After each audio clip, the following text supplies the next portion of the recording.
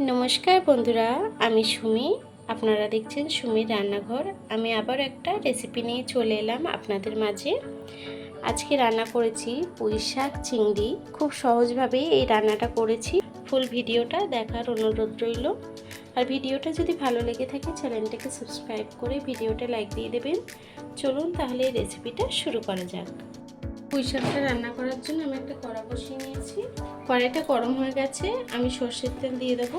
রান্নাটা সরষের তেলেই করব। তেলটা গরম হয়ে গেছে, আমি তেলের মধ্যে সামান্য একটু হলুদ গুঁড়ো দিয়ে দেবো, সামান্য একটু নুন। আমি চিংড়ি মাছটাকে ভেজে নেব। চিংড়ি মাছটাকে হালকা করে ভেজে নেব।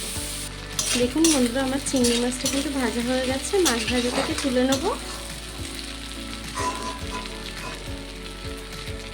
মাছ ভাজাটা তুলে নিয়েছি, তেলের মধ্যে দিয়ে দেবো পাঁচফোড়ন, দিয়ে দেবো কিছুটা পেঁয়াজ কুচি। এগুলোকে একটু ভেজে নেব।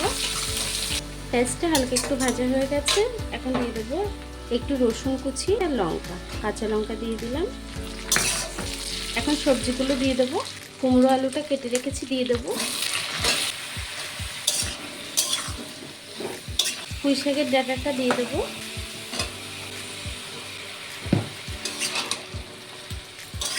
গুঁড়ো মশলাটা দিয়ে দেবো হলুদ গুঁড়ো, দিয়ে দেবো স্বাদ মতো নুন।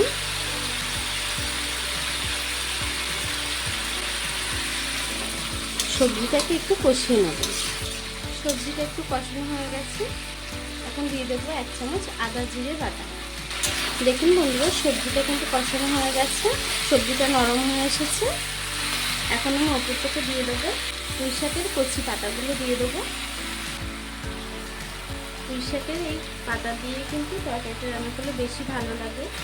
অনেকে আবার পাতা পছন্দ করে না, আবার অনেকে পাতা কিন্তু খুবই পছন্দ করে। পাতাটা দিয়েও কিছুক্ষণ রান্না করে নেব। পুরো সবজিটা কিন্তু সুন্দরভাবে কষানো হয়ে গেছে। এখন ভেজে রাখা মাছগুলো দিয়ে দেবো। ভেজে রাখা মাছটা দিয়ে দেবো। মাছটা দিয়েও একটু কষিয়ে নেব। পুঁই শাক আর চিংড়ি মাছটা দিয়ে সুন্দর করে কষানো হয়ে গেছে। এখন একটু জল দিয়ে দেবো।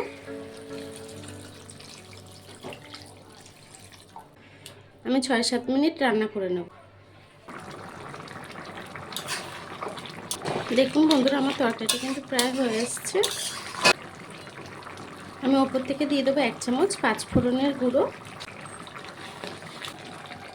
দেখুন আলুগুলো কিন্তু সুন্দর গলে গেছে, তরকারিটা হয়ে গেছে। এখন আমি তরকারিটাকে নামিয়ে নেব। গ্যাসটাকে বন্ধ করে দিলাম।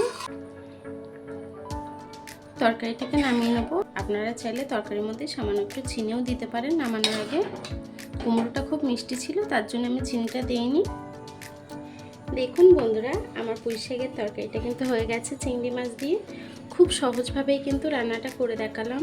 এই রেসিপিটা কেমন হয়েছে কমেন্ট বক্সে জানাবেন। আর ভিডিওটা যদি ভালো লেগে থাকে চ্যানেলটাকে সাবস্ক্রাইব করে ভিডিওটা লাইক দিয়ে দেবেন।